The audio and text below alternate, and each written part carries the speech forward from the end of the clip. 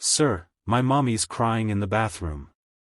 The tiny voice trembled from the doorway of the executive conference room, cutting through the hum of morning chatter like a sharp crack of lightning. Every head turned. A small boy, no older than 7, stood there in a faded yellow shirt 2 sizes too big, clutching the strap of a worn backpack as if it were the only solid thing in his world. His eyes, wide, dark, and glistening, searched for help he wasn't sure he'd find. In that stillness, the CEO of Halden and Crest Industries, Mr. Laurent Hale, slowly rose from his seat. No one expected what he'd do next. If you believe in kindness, second chances, and the power of helping others when they need it most, make sure to like, comment, share, and subscribe to RW Insights. It helps stories like this reach more hearts.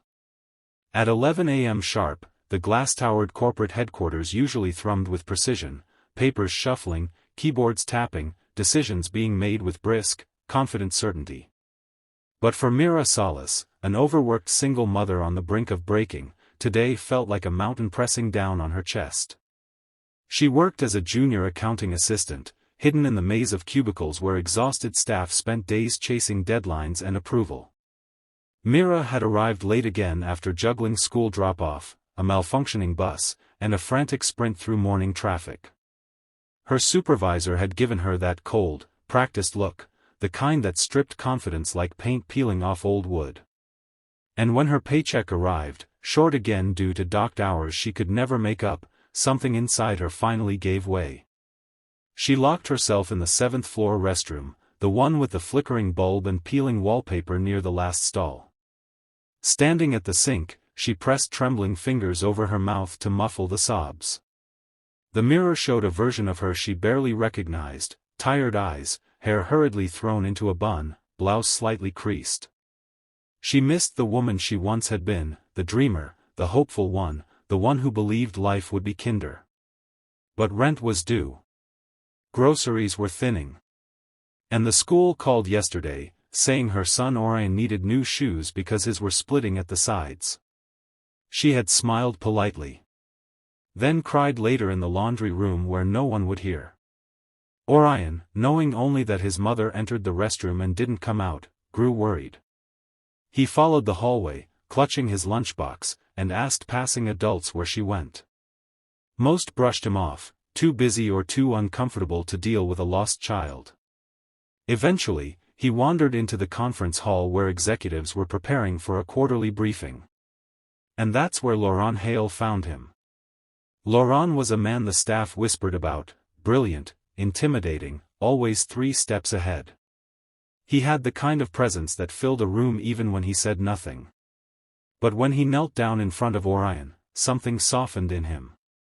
Maybe it was the child's trembling lip, or the wobble in his voice when he added, "She's been sad for days, sir.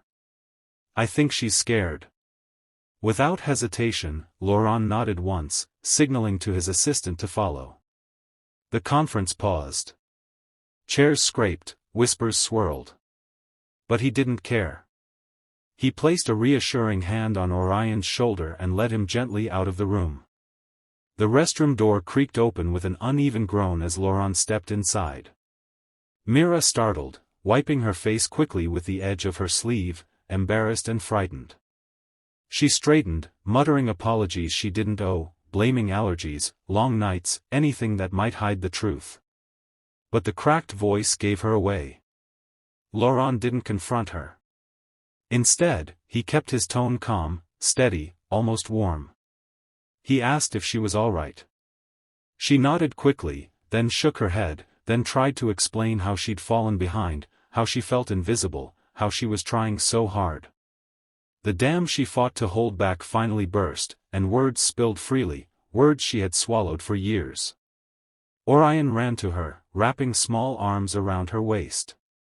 Mira crumpled to her knees, holding him tightly as if he were the anchor keeping her from drifting into deep water. Laurent watched quietly for a few moments, seeing not a struggling employee but a human being stretched too thin for far too long. When she finally pulled herself together, cheeks blotched and voice raw, Laurent extended a hand to help her stand. He didn't offer pity. He offered dignity. He asked her to walk with him. Down the hall they went, past confused employees who stepped aside as the CEO escorted one of the least seen staff members toward his office. Myra's heart pounded. She feared firing, reprimand, consequences she couldn't survive. But inside, instead of cold judgment, Laurent offered her a seat and handed Orion a small pack of biscuits from his desk drawer. Then he did something no one in the company could have predicted. He pulled up her work file, not to criticize, but to understand. He saw the patterns: perfect performance until the past 6 months, then a sharp decline. He looked at her life circumstances, at the workload she'd been given with no adjustment, at the imbalance between what she contributed and what she received. And in that silence, he spoke gently but firmly, acknowledging her hard work, her potential, and the unfair burdens she'd carried alone. He announced an immediate change. Her position would be revised with flexible hours. Her docked pay would be restored. She'd receive mentoring, support, and a path to move upward instead of struggling at the bottom. And for the first time in months, Mira exhaled without her chest tightening. Word spread quickly. Employees whispered not out of gossip but awe. A CEO stepping in personally for a junior staff member, no one saw it coming. But kindness, sometimes, blooms in the most unexpected places. Over the following weeks, Mira transformed. Her confidence returned, her smile resurfaced, and Orion arrived each afternoon grinning at the receptionist as he waited for his mother. Work became not a battlefield but a space where she felt seen. And Laurent's quiet act of compassion rippled through the entire building, reminding everyone that leadership wasn't about fear, it was about humanity. If this story touched your heart or reminded you that a single act of kindness can change someone's entire world, please like, comment, share, and subscribe to RW Insights. Your support helps more stories like this reach those who need them. Before we end, here's a special request: comment the word hope if you believe every person deserves understanding, compassion, and a second chance.